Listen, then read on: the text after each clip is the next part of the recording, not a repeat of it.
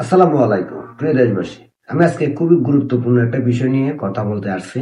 তাই আপনাদের কাছে অনুরোধ রইল, ভিডিওটা যদি আপনার সম্পূর্ণ শুনে মনে হয় যে যুক্তিসঙ্গত এবং অন্যজনের যদি এই ভিডিওটা শুনে তার উপকার হবে, তাহলে অবশ্যই শেয়ার করে দিবেন আর অবশ্যই আপনার মন্তব্যটা দিবেন। আমার আজকের বিষয় হলো মুসলমান। সেই মুসলমানরা কি ব্যতিক্রম? আফগানিস্তানের মুসলমান আর বাংলাদেশের মুসলমান, পাকিস্তানের মুসলমান আর ভারতের মুসলমান, এই মুসলমানদের মধ্যে কোনো ভাগ আছে? বেশ কম আছে? আমি মনে করি কোনো বেশ কম নাই। আমরা প্রত্যেকেই এক আল্লাহর উপরে বিশ্বাসী, আমরা প্রত্যেকেই কোরআনকে বিশ্বাস করি, আমরা প্রত্যেকেই স্বীকার করি যে হযরত মুহাম্মদ সাল্লাল্লাহু আলাইহি ওয়াসাল্লাম আমাদের শেষ নবী, যিনি আমাদের হাসরের ময়দানে ফুলসেরাতের ফুল পার করবেন এবং তিনি আমাদেরকে বেহেশতে নিয়ে যাওয়ার সক্ষমতা রাখেন। সেই সক্ষমতা আল্লাহ পাক রাব্বুল আলামিন তার বন্ধু নবী হযরত মুহাম্মদ সাল্লাল্লাহু আলাইহি সাল্লামকে দিয়েছেন। এটা হচ্ছে পৃথিবীর সকল মুসলমানদের কথা এবং প্রত্যেকে এটাকে বিশ্বাস করে।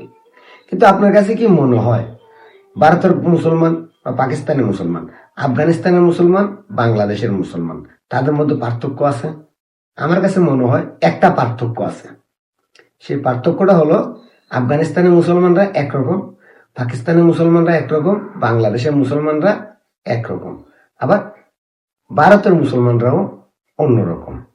তবে সবার জন্য না, কিছু কিছু ইসলামিক বক্তাদের জন্য, তাদের কাছে এই মুসলমানরা ব্যতিক্রম।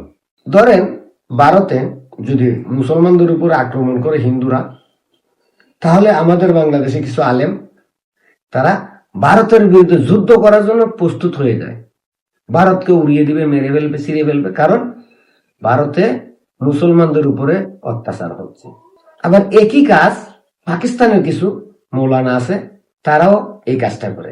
ভারতের মুসলমানদের উপরে যদি কোন রকমের আক্রমণ আসে, তাহলে তাদের রক্তে আগুন জ্বলে যায়, তারা ভারতের বিরুদ্ধে যুদ্ধের জন্য প্রস্তুতি নিয়ে নেয়।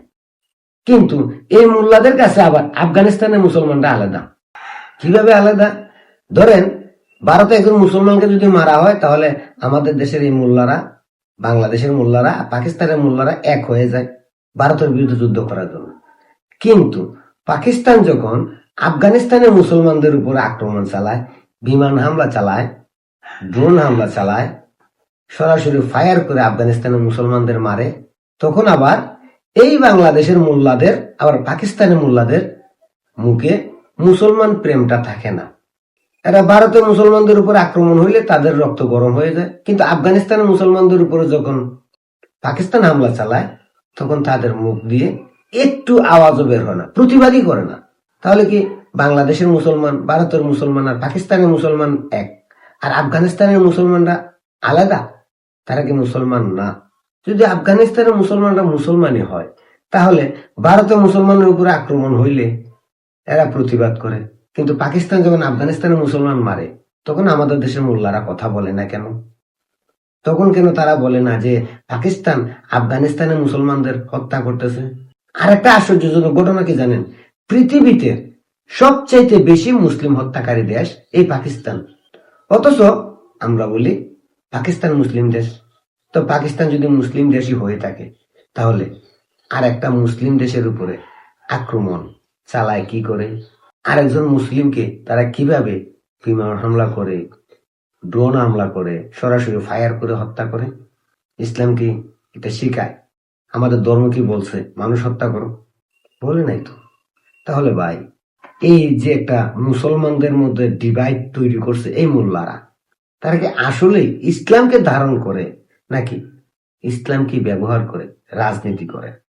তারা যদি ইসলামকেই ধারণ করত, তাহলে তো ভারতে মুসলমান হত্যার প্রতিবাদ যেমন করে, ঠিক তেমনি আফগানিস্তানে মুসলমান হত্যার প্রতিবাদ তো করা উচিত।